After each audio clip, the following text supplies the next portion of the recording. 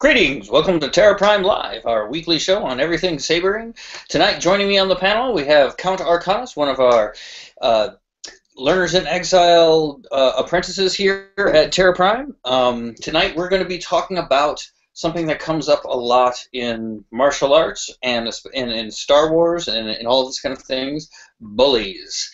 What they are, what to do about them, and all of that. So. Hopefully it will be a fruitful discussion here. We do have the comments all up and running, so if you feel like asking us a question, please go ahead and do so. We should be able to get them pretty easy. We've got the question and answer app going on Google+. We also have our comment tracker as far as what we're seeing on YouTube there. So please go ahead and join in the discussion. Okay, so yeah, why don't we just get right into it? Bullies. Probably, I mean, obviously, it's a very topical thing right now. Bullyism and the problems with it, cyberbullying, this kind of thing. It hits the news a lot. Lots of tragic stories, lots of opinions on both sides of the issue, and all of that kind of thing. There's probably not a more reviled character that we could come up with than a flat-out bully. Everything from Huck Finn to, you know, whatever the particular, you know, I don't read fiction now anymore, so I don't know what's popular as far as that stuff goes, but I'm sure that this theme comes up a whole lot. There's a whole arc in the Clone Wars which talks specifically about Anakin Skywalker's hatred for bullies. Which, of course, is ironic to a lot of people, if you think about it, because he becomes Darth Vader, who, in many eyes, is the ultimate bully of that particular scenario. So there's a lot of belief, you know, on our side, and there's some mistakes that we can kind of make, and hopefully we'll kind of figure out what's what a little bit, and then we can kind of go into solutions and ways of dealing with it. As a martial arts instructor, obviously, I've had a lot of experience with people wanting help dealing with bullies. Mostly kids at school, sometimes just, you know, students who feel, you know, helpless or you know, objectified at their work or something like that. So bullyism is something that I tend to deal with professionally a lot. It's something I've dealt with personally a lot growing up, and I think that many people who are watching us on our YouTube channel and everything like that probably have had some experience with it. Star Wars nerds and just people who are into sci-fi, role-playing games, and video games, and all that kind of thing tend to be on the outskirts of social groups and tend to receive a lot of bullying. And that's one little distinction that we're going to make, and might as well just make it right here, is there's a difference between bullying and being a bully. And as we go through this, hopefully it will come through that there is a part of bullying that is in with all of us, and that's very important to understand when we're talking about what to do when we're dealing with bullies and that kind of thing, and trying to identify them. Because a lot of bullies are not necessarily bullies. They're bullies in the context that we particularly interact with them. They were our bully, right? But they have an entire life outside of that. Now, there are people who make kind of a career out of bullying people. That's not denied. There are kids who are troublemakers and who try to do that. The kind of might makes right um, idea, and they obviously, occupy their own particular category. Um, a lot of times, as we grow up, and we're talking about childhood bullying and all that kind of stuff, um, many times bullies and bullying is a product thereof, and so on and so forth. So it's kind of like this weird infection that goes between people. Um, the the idea, and I don't think this is controversial. I don't think it's something that hasn't been discussed, but the idea that a bully is using force because they feel helpless themselves, that's the only thing that they have available to them, and it makes them feel powerful, it makes them feel less helpless, and all that bears a whole lot of truth.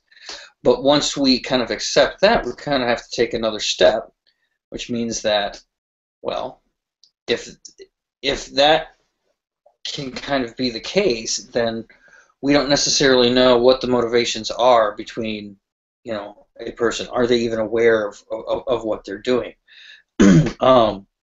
It's obviously a very emotional issue for a lot of us, right? When we see bullying, we see that kind of cruel treatment, it's unbelievably difficult for you to have any empathy or any understanding of the perpetrator of those particular cases. And there's plenty of cases out there. There was one just recently here in Michigan, and a lot of it has to do with teenagers and kids and all this other stuff. And it comes into groupthink and all this, and we'll get into all of that kind of stuff. But all of these issues kind of conflate to an issue that tends to get swept under the rug a whole lot. Even nowadays, when it's starting to be talked about, it's kind of controversial to bring up, to talk about in a kind of cold fashion. It's very rarely done, because there are a lot of emotions being done, and when you see the kind of things that bullies perpetrate and all this stuff in the action, it can be extremely destructive, even deadly. And obviously, there's a sense of urgency that comes with that type of severity. But well, kind of before we get into that, do you have anything to add, or perspectives, questions, anything like that, there, Gary? Yeah, well, I think actually you brought up some interesting things, Master, because I mean, one thing that kind of struck me from what you were saying was the idea that you can in some way sort of separate the act of bullying, the behavior, as being a thing, that you can recognize bullying, you can recognize bullying behavior from people that you would actually describe as bullies. In the sense that they're separate things. You've got, on the one hand, you've got the behavior of bullying, but not necessarily from people who you would categorize as bullies, which was something that I found was kind of an interesting idea, that the behavior and the individual can be sort of separate things. And I think that would be an interesting thing to get into. The other thing as well is the causes of the behavior, because one thing you identified was that essentially, I think it's increasingly becoming known that a lot of bullying behavior is caused as a response to feeling the very feelings they're engendering in other people, in themselves. So they negate that by being aggressive, by being forceful. There are lots of parallels in other things. People who are questioning their own masculinity, so they exude an over masculine kind of strong kind of attitude to kind of hide that in a way. And with bullying, overcompensating, precisely, yeah. So you've got, there's that sort of aspect to the bullying behavior, but it also struck me as well that there also another side to that, where you've got people who do it for other reasons, who maybe do it because they enjoy it, or because they see it as fun. And it's not so much an overcompensation as it's done out of either boredom or just basically something to do. So it's not you've not always got this overcompensation going on. Well, yeah, it's not always going to be a matter of this person is that, but I would say that the most severe cases of people who become bullies, the people who are kind of defined by that behavior, there is obviously a kind of social bullying that always occurs, that has occurred in our species from time immemorial. Um, where the status quo, doesn't like change and will resist that, right? And then the agents of change, and you get conflict, and we want to kind of separate out too mere conflict, which is inevitable, and bullying, where you have a kind of one-sided type of thing, right? Whereas if instead of having direct conflict with your adversary, you say, I cannot defeat my adversary, so I'm going to randomly pick this person who I can defeat and defeat them, just because, right? That would be considered something that would be specifically bullying, right? And that would be that kind of overcompensation or something like that.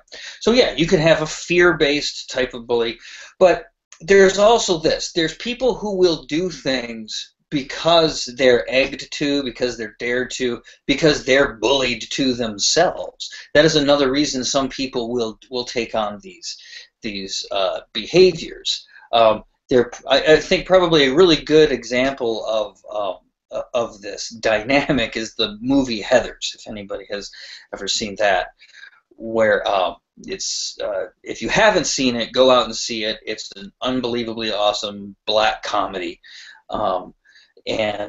It's it takes this whole thing to a kind of huge level. But in it, you see that there's this kind of inner clique of popular girls, and even within this inner clique, there is a hierarchy. So they have kind of imposed a hierarchy on this class, right? And they've imposed a hierarchy within their own clique, right? And as the movie progresses and everything like that, you see that kind of there's like a ringleader who will often bully the other subordinates into doing things that perhaps were out of character for them, or that they don't necessarily want to do. And oftentimes that will change a person. They'll see, oh look, that got something done. Therefore, and then they can kind of get down the road. So yeah, it becomes a very complicated issue. There's no real one definitive reason why people would bully, but there is one specific dynamic that really kind of has to occur, and that is, as I said, a kind of unfair advantage. There's some stronger individual taking advantage of the weakness of another individual,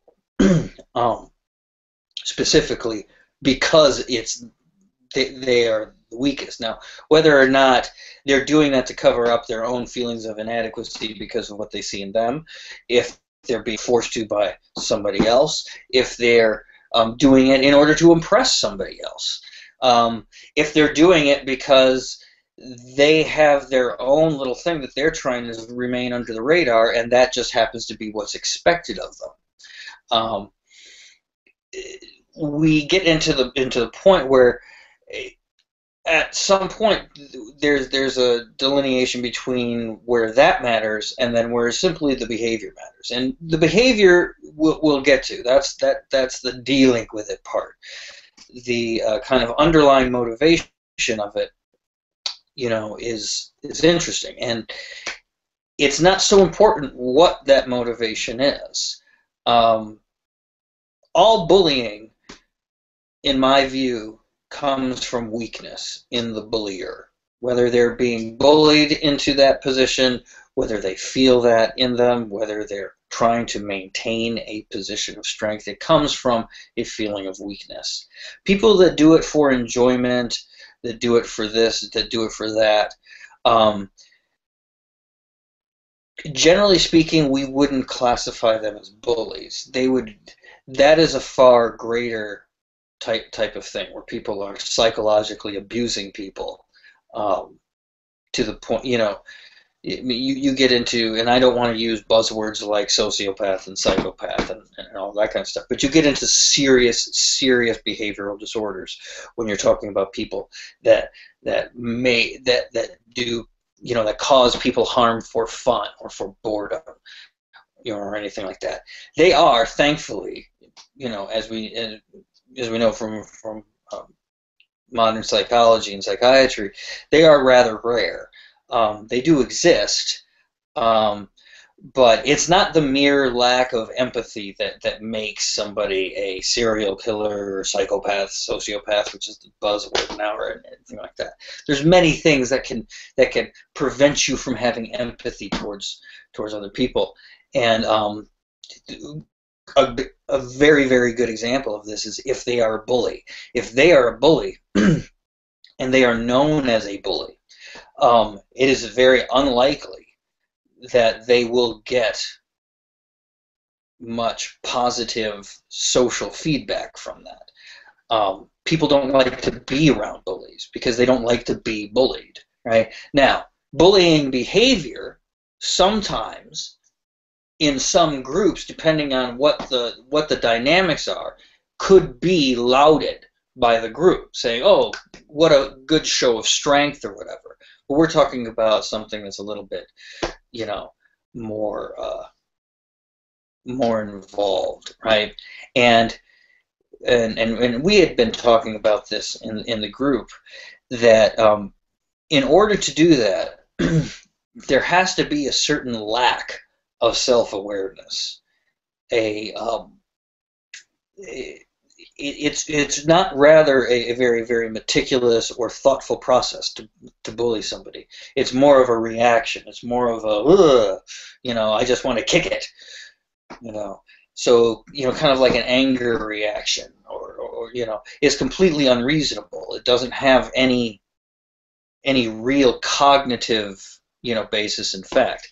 If people are doing it because they're bored, well, like I said, they've got huge problems.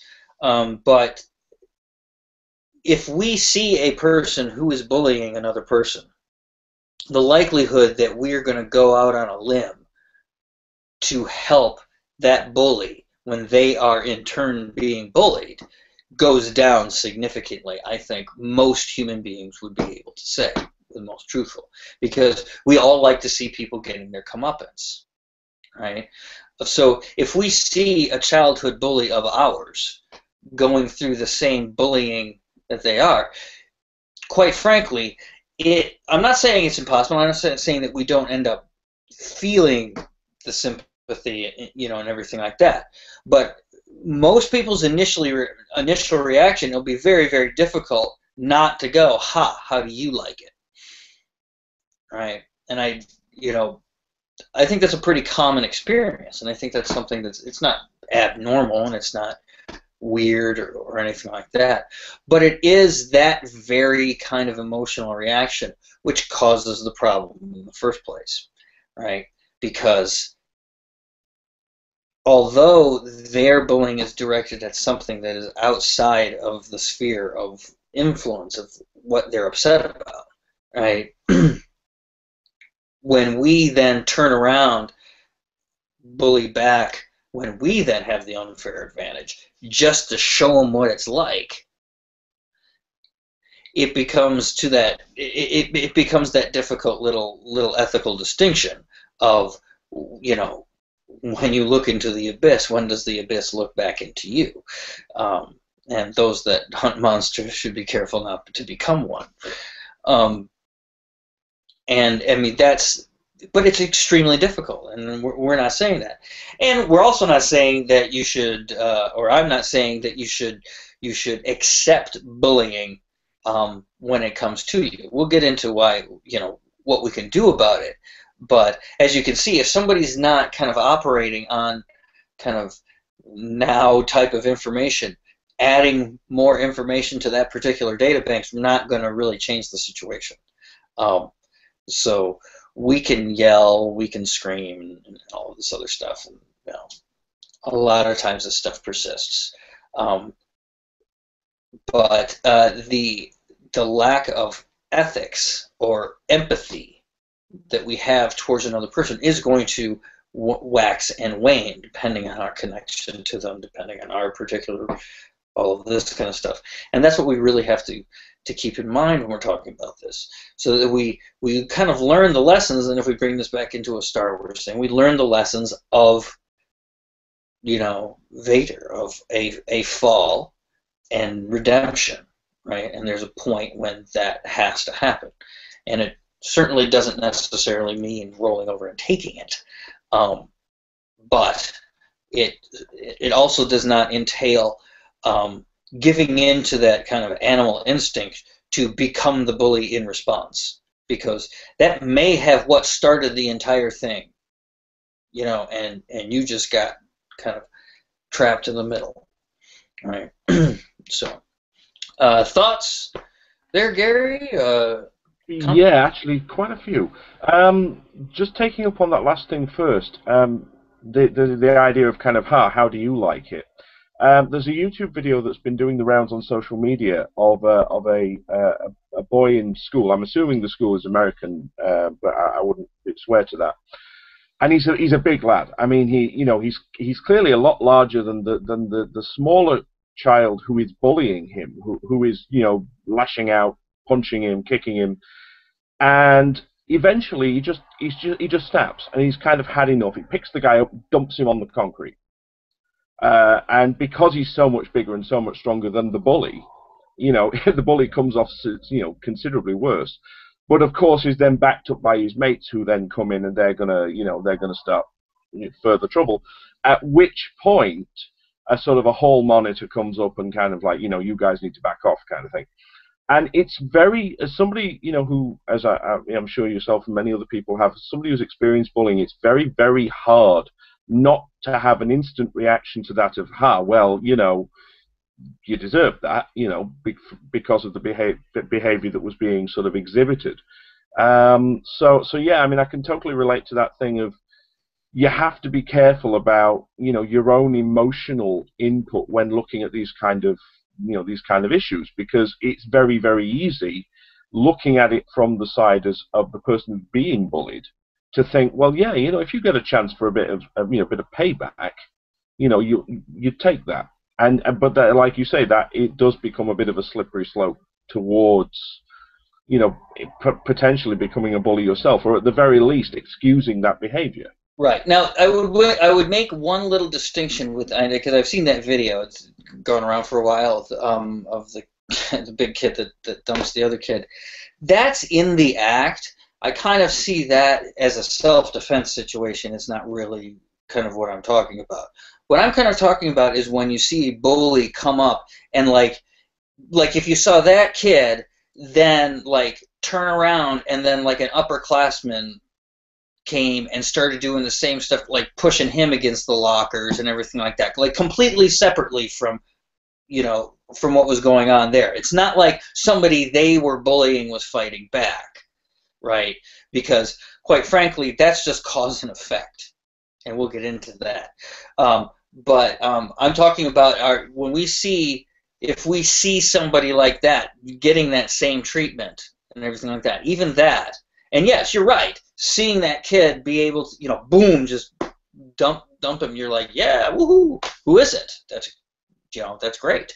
But yes, so I'm sorry I interrupted. I wanted to make that distinction. Go ahead. Yeah, I mean, I understand what you mean. It's almost like it's a kind of a filter down. You know, the bully bullies because they've been bullied. I think I kind of see what you mean. You mentioned about sort of a film where bullying was sort of an issue, and ironically it brought up in my mind two examples of other films where you've had different aspects of this kind of peer pressure into bullying.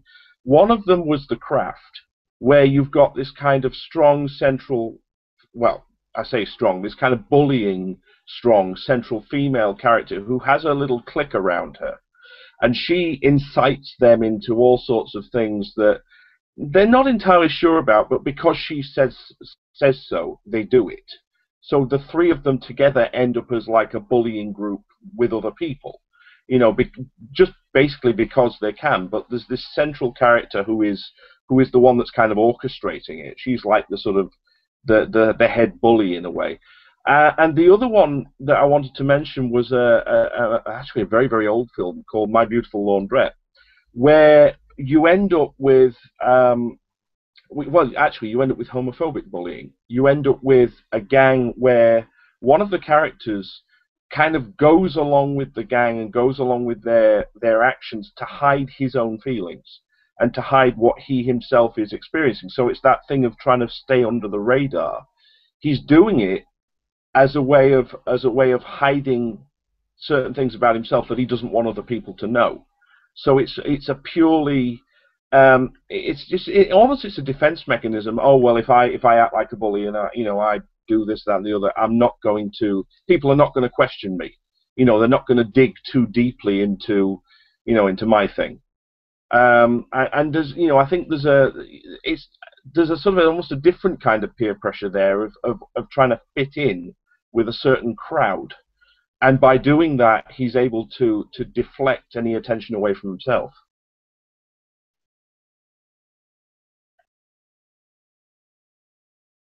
Hold on. Oh, get my mute. There we go. Yes. I think that dynamic, the bully dynamic, and this is how I can pretty much confidently say that bullies are universally reviled. Yes, there are people who say that, oh yes, well, some bullies are lauded and become yeah, but they kind of like hide their bullyism. Their bullyism takes the form as assertiveness and go get them and this all that kind of stuff. But nobody comes out and says, haha, I'm a bully. Right on. Because, immediately, look at any movie made from like 1980 to 1999, right, that contained teenagers, right? The main character is always bullied, or there's some bully scenario going on. If it's a horror movie, that bully is usually that bullying group is usually picked off one by one. It's a way to make teenagers expendable, so we don't go, why are we watching children being slaughtered? But it's a very effective way to do it. But bullies. Anytime you see that kind of dynamic, and social peer pressure does definitely come into play there. Not only can it kind of come into play in a very kind of literal one-by-one way, it can come in a very different kind of side door way, in that how things just go viral, things just become popular. People don't have any connection to it whatsoever, but they start doing it because everybody else is doing it. And sometimes that kind of thing can roll out of control to the point where at the end of it, who knows where it started, who's the bully in this particular situation. Everybody is sitting around going, I feel really, really bad. What just happened? And it just causes all kinds of problems after that. I mean, bullyism is a very, very serious problem. It obviously stems from an earlier time when we had to fight more for what we had and everything. And of course, the time when we're most likely to do that is when we're the least emotionally stable, which happens to be biologically when we go through adolescence, and when we're probably going to start competing for mates, which of course then brings up an entirely different set of insanity. So you can see you have a very, very ripe kind of fertile ground for it there, for the really kind of serious, life-threatening type of stuff. But younger too, you have bullies, kids. And that's the thing. Bullyism and that kind of attitude is a very, very immature, very, very childish way of going about things, way of manipulating people's behavior. So you kind of expect it in children, and you watch children for that, and you scold them when they do that. No, you share with your brother. You don't hit people. You make these corrections. And most people grow out of that, and figure out, well, I can come up with other ways of getting my point across than just kind of forcing my will on people. Um, so yeah, so that's that kind of is what we're talking about when we're talking about the animal of the bully. Um, it's a complicated type of thing. You may not, and if it goes back to this idea that you may not know exactly, you know, the whole situation behind it. You don't want to become a bully yourself, but if you if you bully somebody who them themselves may have not willingly necessarily participated in it, but were somehow forced to or bullied into it or anything like that. You know, you two are kind of in the same boat, right? But now there's a conflict which doesn't need to be there. It's an unnecessary conflict. And if one person, you know, puts something on somebody else and goes back and forth, it becomes, you know, it can become a feud. It can become, very, very bad blood, right? Um, and, we all feel bullied from time to time. And as we were saying before, there can be a distinction made between bullying, being bullied and bullies themselves. Um, and so there's kind of different ways to deal about it. If you're dealing with bullying behavior, you have to deal with it straight to the point, and it usually is going to be coming from somebody that you know and have a relationship with. Um, Either like a boss, a coworker, significant other, a spouse, brother, sister, something like that. And you feel bullied by them in a situation where that is just totally not appropriate. You have to be straight with them and say, well, look, I know our relationship is not like this. This is not the kind of relationship you want. It's not the kind of relationship I want. It's not the one that we've had till now. What's going on? And, deal with it directly. Um, it's difficult a lot of times for us to move kind of through that type of thing, especially if we've been bullied by other people in the past, because we have this kind of romantic notion that other people are different, that bullies are one type of person, and this type of person is ultimately predictable and will behave in the way that I believe they behave and for the reasons I believe they behave, and therefore I don't have to worry about people who I call my friends or my acquaintances or anything like that because they don't fit into that category. And then when we find out when they do something like that, now we've added an entirely different level of emotion where we feel now betrayed. There was some sort of agreement that was unspoken between us. You were not supposed to be like them, right? And the problem is that there really is no them. It's a whole kit and caboodle of people. There's obviously people that we do want to avoid completely because they are that type of bully person. Most of the people that we're going to be bullied by, very insignificant in our lives. They're not going to really play that much of a role, one way or the other. The ones that will play a role and will continue or have to play a role, we do have to kind of meet head on and express, hey, what's going on here? Comments, anything like that, Gary, yet? Yeah, I mean that the last one in particular that you brought up there is is something I have experience of myself, and it does strike me that one of the hardest situations to deal with bullying behaviour is in a romantic relationship, where your other half for whatever reason is exhibiting that behaviour, is bullying you, is making you feel small, and perhaps all the stuff we'll get into in terms of how bullying can make people feel, but is causing all of those negative feelings in you.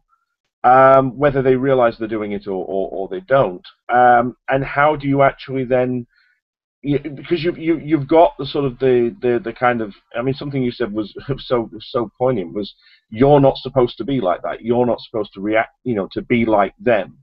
I think a lot of times we go into romantic relationships thinking the person we're in love with is different. They either because we love them or because they love us or whatever.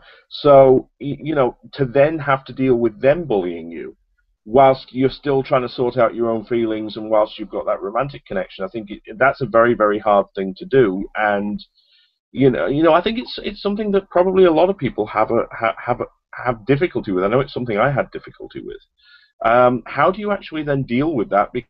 Because you've got to almost put your feelings about the person and the relationship on one side and deal with the way they're making you feel in a negative, in the negative behavior that they're exhibiting.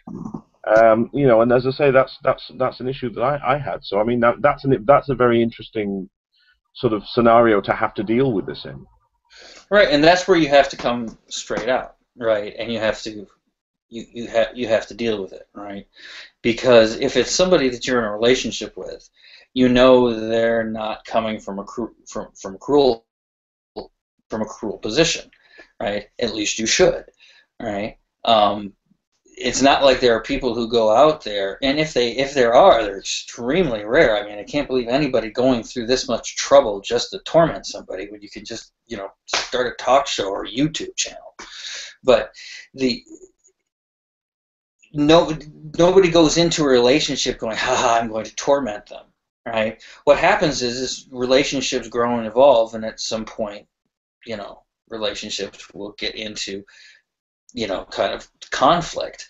And when people get into conflict, people may be at different emotional levels.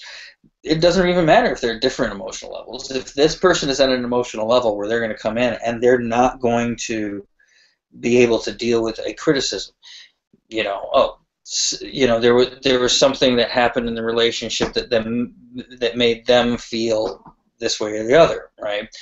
And when you're a couple, you have access to lots of sensitive information of the other person. And it's only natural that in the heat of passion, you're going to go for something that is going to fuck with them. Excuse my language, but that's what goes through your mind. You're so angry and you're enraged and everything like that, and you say something. And you may regret it the moment it leaves your lips, right? But there it is, right? And some people can't back off and go, whoa, whoa, whoa, I'm sorry, I didn't really mean to say that, I'm just angry, blah, blah, blah. Some people, especially if they're in a weak place or if they're in a place where they don't feel good, will then try to now they're in this position that they have to defend, right? And then they have to defend it, and as they're defending it and they're being defensive, the other person who is completely unaware of this entire thing happening in the other person's head, they're the ones that feel bullied by it.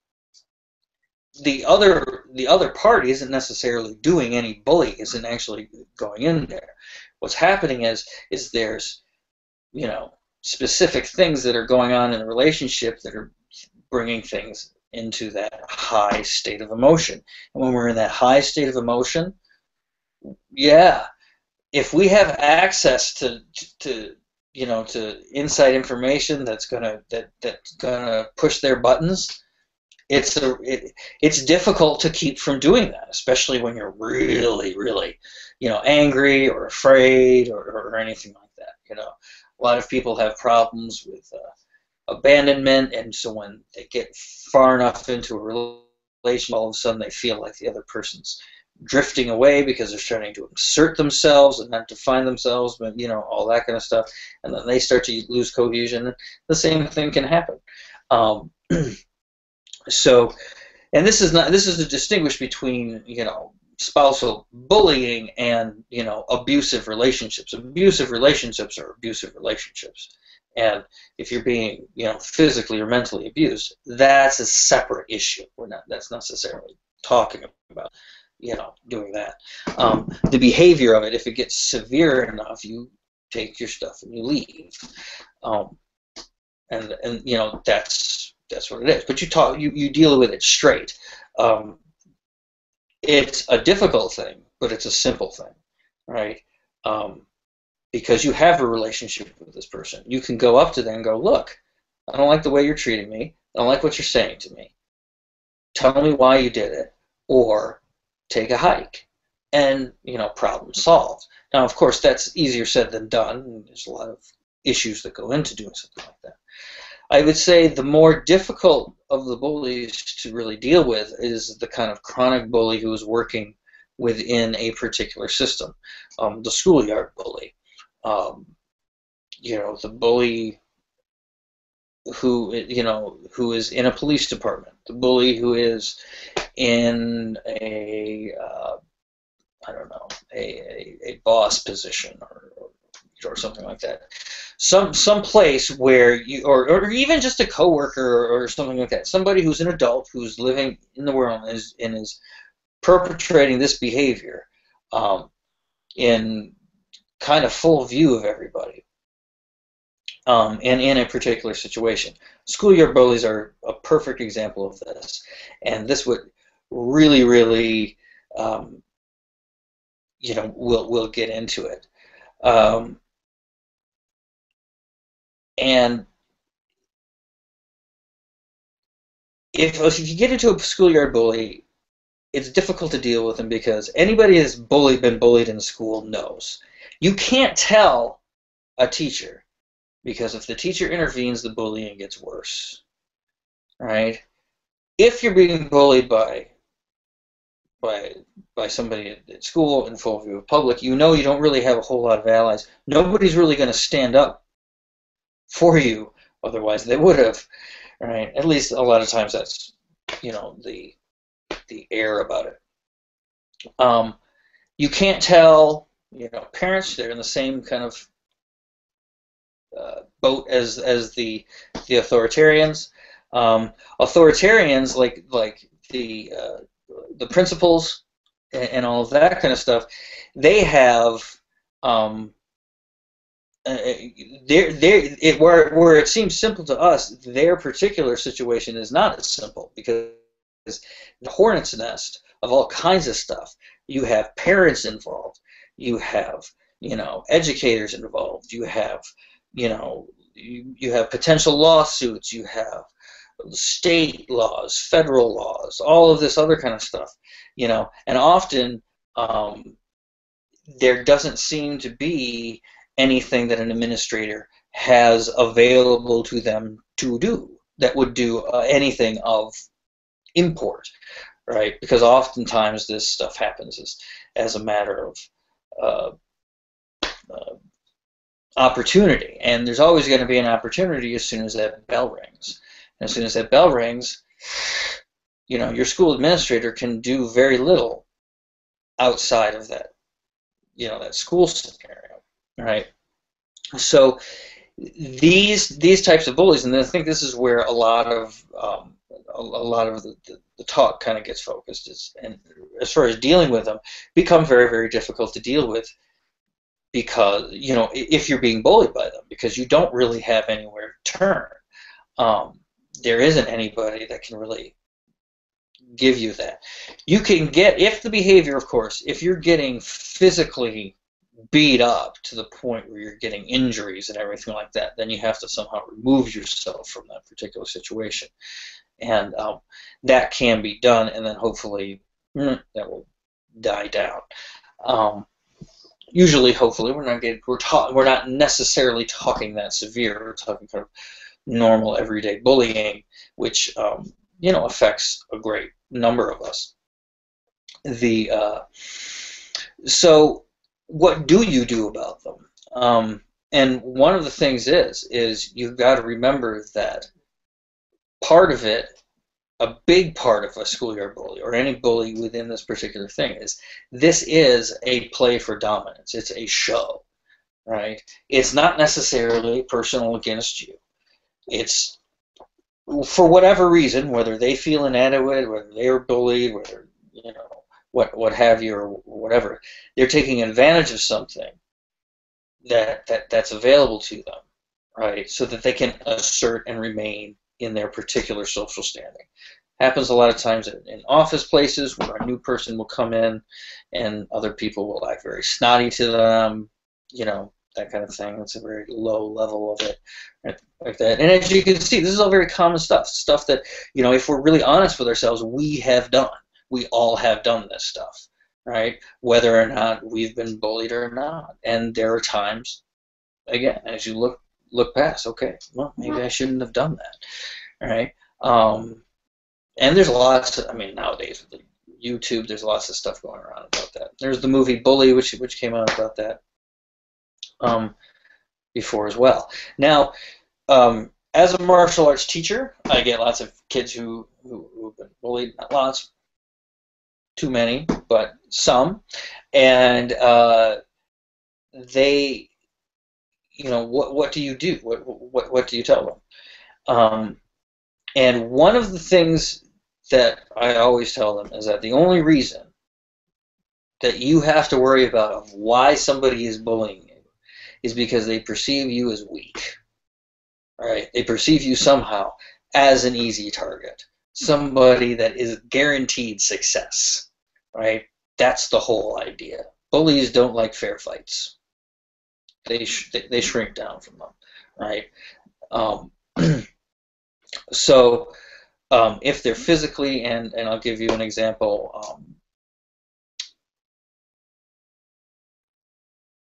Student of mine was being physically held by a number of kids, right? And they would kind of lightly hit him, you know, take his hat and do all this other stuff. And so what we did is we just taught him lots of escapes, lots of ways to get out of stuff, and lots of ways to just kind of defend and, you know, allow them to essentially fail over and over and over again. And the idea is hopefully they become dissuaded from trying to do that, because no longer are you presenting yourself as an easy target. Oh, geez, we have to work for this one. Well, screw that. And as we said, we would, in class, we would do this very, very rigorously. And so he had a lot of experience with people who were bigger, stronger than him, that had, you know, more advantage than he would ever incur, even with multiple kids coming at him. And you get confident in those situations, you end up not panicking and not, even if, okay, they hold him, blah, blah, blah, blah, blah. Okay, he gets out of it. He comes over, they do this. He can also take it. They hit like kids.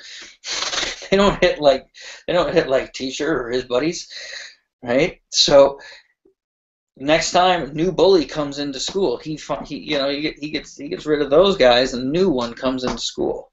He immediately sees him because he's a little awkward and everything, and says, "Hey, you," you know, and they start picking on him. His previous bullies came up to this new bully and said, "You know what? You should probably leave him alone. He's crazy." And so there you go. Now, granted, we don't necessarily want to go around acting like we're crazy, right?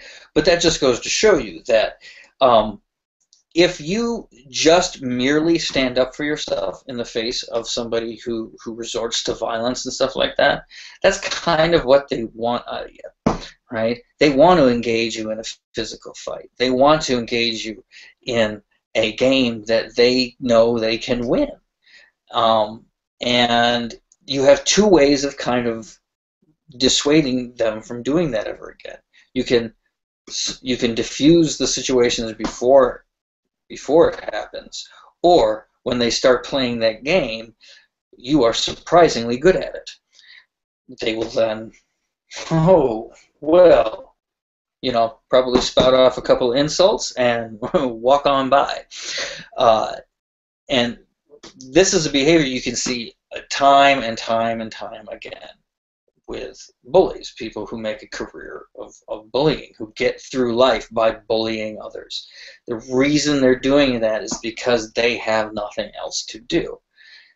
Because let's just admit it, bullying is hard. You have to keep up an image. You have to, you know, remain strong. You have to have some sort of chutzpah to kind of keep that kind of stuff up. Most of us just don't even have the inclination to continue doing that, right? We reach adulthood and we're like, screw that. I just want to go to work. Just leave me alone. Let me eat my lunch, you know, whatever, you know. Now, that's not to say it, you know, doesn't happen in adulthood. We're talking about that. So, and I think in fandom, in what we do here on the internet, YouTube, there's lots of cyberbullying and stuff like that, where people have this, you know, they can say what they couldn't say in person, or they couldn't do in person, right? They feel safe. They feel safe for doing it. And while that's not physical, that can get, obviously, as we know from the news, can get to the point where it has a psychological toll that can be fatal to a lot of people. But before we get into that, why don't we, before we switch things, do you have anything to add or comment on there, Gary? Yeah, I mean, the one thing you mentioned about, you know, we think of bullying to some extent as being kind of playground stuff, kind of stuff that goes on with kids in the playground. And yeah, I mean, absolutely, you know, the bullies will go after easy targets, or people they perceive to be easy targets. When somebody they're bullying ceases to be an easy target, it has a tendency to put them off, because, like you said, it's just too much work. It's too much effort to keep doing that, to keep failing, and to lose that sort of credibility, quote unquote, that they think they've built up, because other people see that and they're like, oh, well, you're not as good a bully as you thought you were. But it is something that can go on into adulthood as well. You know, it's funny, it reminds me of a situation I got into where I'd just gone to music college, and there was this one guy in particular took a dislike to me over the most ridiculous of things. He didn't like the make of guitar that I owned. And so he made all sorts of assumptions about me and my parents and various things. And he spent probably the first 6 months of music college just every day just kind of, you know, yak, constant sort of insults and snide comments and what have you. And to be honest, I kind of got sick of it in the end. And I just sort of said, look, you know, if you feel that bad about me, let's just do something about this here and now. Otherwise, just shut up. And to be honest, once I actually said to him, right, look, I've had enough of this. Either stop it or, you know, do something about it. He backed off at the end of the day, because he realized I wasn't going to sit there and take it. It didn't get violent, but he realized I wasn't going to sit there and just take it all the time. So, you know, so he did, ultimately he backed off, because he loved he seemed to love the idea that he could pick at me and I wouldn't say anything. I wouldn't do anything about it. As soon as he realized that wasn't the case, you know, then he backed off. But it did, one thing I wondered if you wanted to comment on was something that was running through my head while you were talking about with this, was actually the idea of keeping your composure and keeping your temper while you're dealing with somebody who's trying to bully you. And I wondered, you know, what your thoughts on that were. Essentially just keeping your cool and not kind of just losing it completely. If the bullying is, and we're, as I wanted to get a little bit into cyberbullying, even though we're coming down to the end here, it applies. When we're talking about verbal bullying, right? Like what you did there. It's not so much an easy target at that point. It's just like on the internet. They're assuming you're not going to do anything back. You're not going to call their bluff. Is essentially what it is. For that, yes, if you can remain composed and do that, and you turn around and go, hey, look, you obviously don't like me, so why don't you just take a swing at me and be done with it? Right? Most of the time, they're just so shocked that you would turn around and just say, and just point it out. Look, whatever, I can take it. Go ahead. You know, you know, whoa, you know. Again, you'll a couple insults and then walk off. Right? And you know, that's usually what happens, and that's really literally kind of what it is. You're calling their bluff. internet trolls. Uh, Good example of that. And that kind of cyberbullying, if somebody focuses in on somebody and continually kind of goes after them, then that can turn into bullying, you know. And luckily, things like YouTube, Google, all that have blocking features where you can block these people and all that. Some of them get, though, if you have a personal relationship with them in real life and they really want to get at you, there are some people who will, you know, make new accounts, and you have to continually, you know, block them and do that and everything like that. And obviously, if it goes beyond a certain point where they've gone way out of their way to figure out how they can bully you, it crosses over from bullying into stalking, and then you're dealing with felonies and criminal criminal stuff. So you know, that's one thing to keep in mind. And we also have to be kind of careful that we don't lump everything into bullying, because just, you know, aggressive behavior or, you know, thugs or you know, criminal behavior, all that kind of stuff, this is all distinguishable, you know, from what we're talking about. And we're talking about somebody who is, you know, kind of picking on somebody, maybe not necessarily violently, maybe not necessarily in a way that's physically injuring them all the time, but they're not letting up. It becomes, you know, that person is being, you know, is being picked on specifically for being that person. And usually it has nothing to do with anything. It's just how they look, what kind of guitar they have, you know, or whatever, you know, all that kind of stuff. But we can always misconstrue the actions of other people, right? Where people feel very helpful, and they're, you know, we don't feel helpful, we feel intruded upon. Some people feel very private, and other people feel that they're standoffish. You know, so we have to really remember that we have to develop and concentrate on our sense of empathy and really challenge it. Empathy is not a magical power. It's not a superpower, right? It's a cognitive power. It's something that we have to do, and it's something that we have to kind of practice. You know, it's easy to have sympathy for people who are like us. It's easy to have sympathy and empathy and understand what's going on in people's heads when we agree with them, when they say the things that are the same of us. It becomes difficult to do that when people say things that are not in the same vein. And by meaning that, I mean diametrically opposed, right? If they're a little bit different, we're okay. Right? Yeah, everybody loves a little rainbow, right?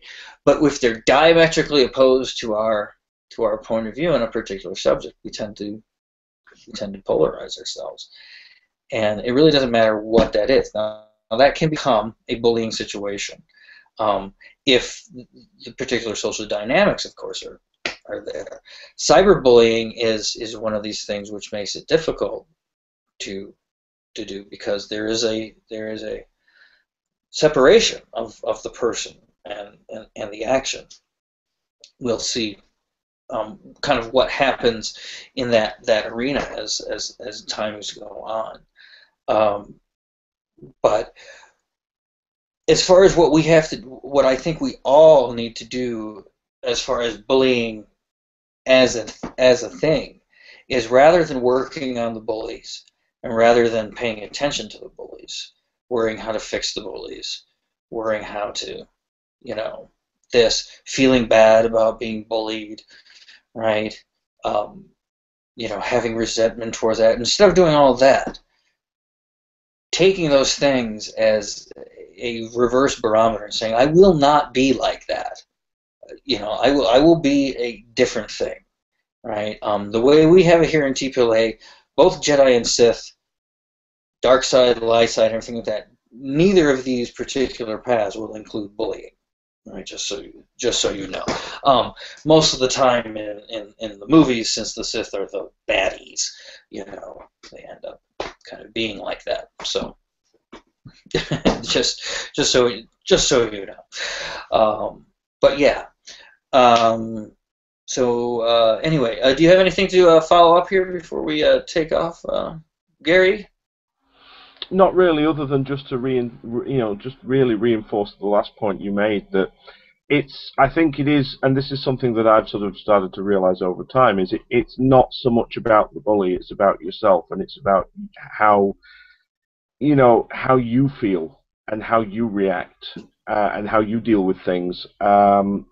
And I mean, it's something we didn't get into, is the kind of feelings that are engendered by bullying, and it can be a lot of things that that affect your self-worth, affect your self-image, make you doubt yourself.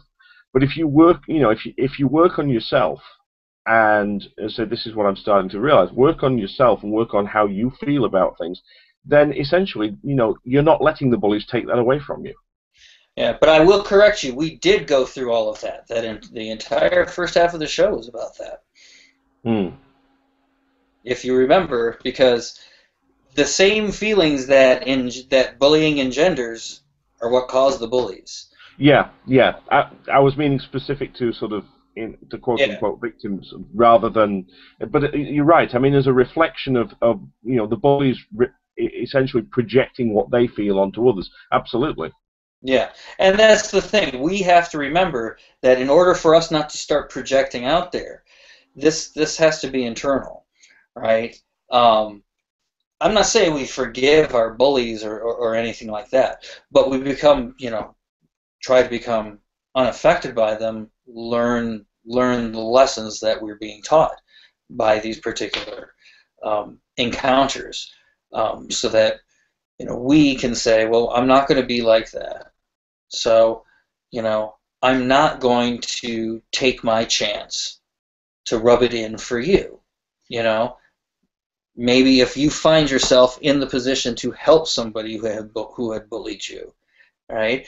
Maybe the better thing to do is to actually help them, rather than take the chance of regretting not helping another human being when you had the chance because of a petty disagreement that you had maybe when you were a kid, maybe on a job, something like that, which may occupy about this much space in your lifetime, which is microscopic in the scope of the universe. So we have to remember that if we want to get rid of bullies, we have to get rid of the bullies in ourselves and not become that, especially when we're bullied, especially when we get the negative stuff in on us.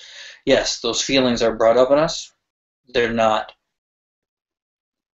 a death sentence, right? We feel them, we can deal with them, and we can move on. Hopefully, we can. If you don't deal with them, then you run the risk of continuing that cycle, like almost everything else. So, on that note, it was a pretty heavy episode. We went over a little bit here. That's okay. Thank you, Gary, for joining us here. Thank you for those who are watching. If you're watching after the fact, go ahead, like, subscribe, share. We will see you hopefully next week, and have a great weekend, and happy sabering.